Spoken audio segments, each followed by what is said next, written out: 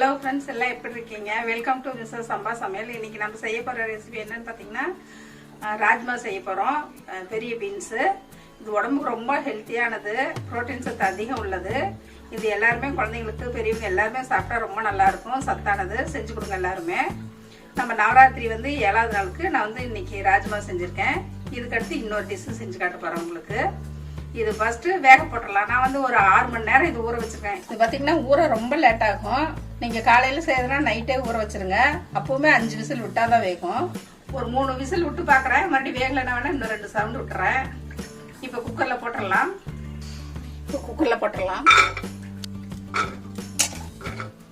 நான் இன்னைக்கு ஒரு 200 கிராம் எடுத்திருக்கேன்.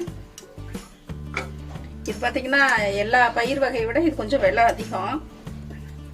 தண்ணி ஊற்றிடலாம். 1 டம்ளர் தண்ணி ஊற்றுறேன். பத்தாது, இன்னொரு 1/2 டம்ளர் ஊற்றிடலாம். தேவையான அளவு உப்பு போட்டுடலாம். இப்போ குக்கர் மூடி வச்சிட்றேன். அடுப்பத்தை வச்சிட்றேன். 3 விசில் வச்சுரும். நான் ரொம்ப நேரம் ஊற வச்சதுனால 3 விசில் விட்டுறேன். நீங்கள் ஒரு கம்மியாக நேரம் ஊற வச்சிங்கன்னா ஒரு 5 விசில்னாலும் விட்டால் தான் இது வேகும். இப்போ அது வேகிறதுக்குள்ளே நம்ம வெங்காயம்லாம் கட் பண்ணி வச்சிடலாம். இதுக்கு பார்த்தீங்கன்னா நம்ம இஞ்சி பூண்டு பேஸ்ட்டு, கறி மசாலா இதெல்லாம் போட்டால் ரொம்ப சூப்பராக இருக்கும் டேஸ்ட்டு. சும்மா பச்சை மிளகாய் போட்டு தளிச்சா நல்லா இருக்காது. இப்போ வெங்காயம் கட் பண்ணிடலாம்.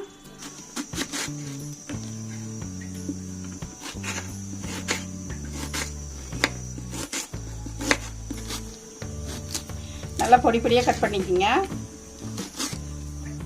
வெங்காயம் அள்ளி ஒரு பவுலில் போட்டுடலாம்.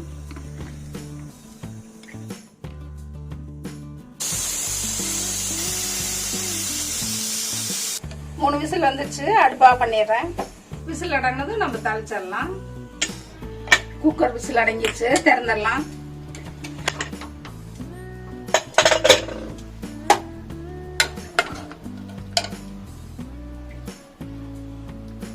நல்லா வெந்துருச்சு. தண்ணி வடிச்சிடலாம். இந்த தண்ணி பார்த்தீங்கன்னா சூப்பாட்டை வச்சு குடிக்கலாம், நல்லா டேஸ்டா இருக்கும். நம்ம போன வீடியோவில் சொன்ன மாதிரி இந்த தண்ணி சீரக மிளகு, ஒரு கருவேப்பிலை உரி போட்டு லைட்டாக உப்பு போட்டு குடிச்சிங்கன்னா ரொம்ப சத்தானது, டேஸ்ட்டாக இருக்கும். குழந்தைங்களுக்கு கொடுங்க. எல்லாரும் நீங்களும் சாப்பிடுங்க. அந்த தண்ணி வேஸ்ட் பண்ணிடாதீங்க. கடாய் சூடாயிடுச்சு. ஆயில் 2 ஸ்பூன் ஊற்றிடலாம். ஆயில் சூடாயிடுச்சு. கடுகு 1 ஸ்பூன் போட்டுடலாம். கடுகு வெடிச்சிருச்சு. கட் பண்ணி வச்சு ஒரு பெரிய வெங்காயத்தை போட்டுடலாம்.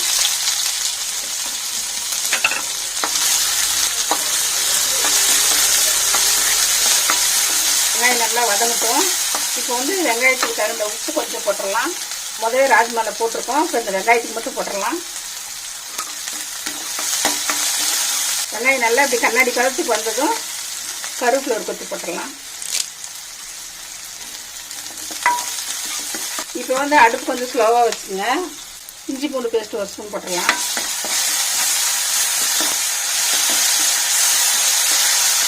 இப்போ நம்ம மசாலா தூள் போட போகிறோம். அதனால் அடுப்பு சிம்மில் வச்சுக்கோங்க, இல்லாட்டி கறியிடும். இப்போ இஞ்சி பூண்டு நல்லா வதக்கிடுச்சு. பச்சை வாசம் நல்லா போயிடுச்சு. இப்போ நம்ம கறி மசாலா போட்டுடலாம்.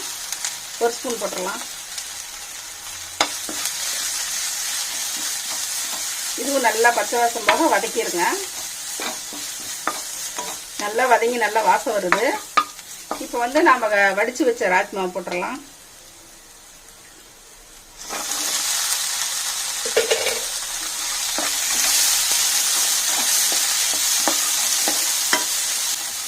நம்ம இந்த ராஜ்மா கொட்டினது ஈரப்பதம் போனதும் ஆஃப் பண்ணிடலாம்.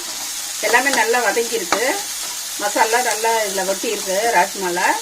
அடுப்பு ஆஃப் பண்ணிடலாம். இதுக்கு தேங்காய் தேவையில்லை. இதுவே ரொம்ப டேஸ்டாக இருக்கும். ஒரு பவுலுக்கு மாற்றிடலாம்.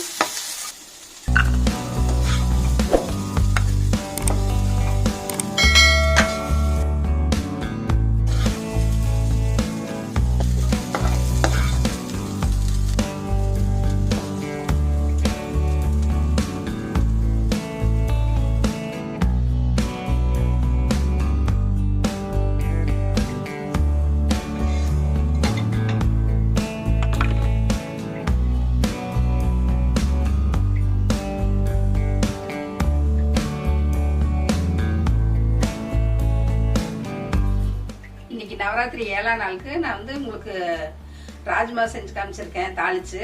இது ரொம்ப சத்தானது, புரோட்டீன் சத்து அதிகம் இருக்குது. இது வந்து பிள்ளைங்களுக்கு ஸ்கூல் விட்டு வந்தாங்கன்னா நீங்கள் தாளிச்சு கொடுங்க. வீட்டில் பெரியவங்க வயசானவங்க எல்லாத்துக்கும் கொடுத்தா உடம்புக்கு ரொம்ப ஹெல்த்தியானது. நவராத்திரிக்கு வரிசையாக நான் எல்லா நாளும் உங்களுக்கு போட்டிருக்கேன். என் வீடியோ பார்த்துட்டு நீங்கள் எல்லா ஃப்ரெண்ட்ஸுங்களுக்கு ஷேர் பண்ணுங்க. இந்த ரெசிபி செஞ்சு பாருங்க எல்லாருமே. நல்ல நல்ல வீடியோவை நான் போட்டுட்டு தான் இருக்கேன். மறக்காம சப்ஸ்கிரைப் பண்ணுங்க. இந்த வீடியோ பிடிச்சிருந்தா மிஸ்டர் சம்பா சமையலுக்கு சப்ஸ்கிரைப் பண்ணுங்க. மறக்காம பெல் பட்டனை கிளிக் பண்ணுங்க. தேங்க்யூ.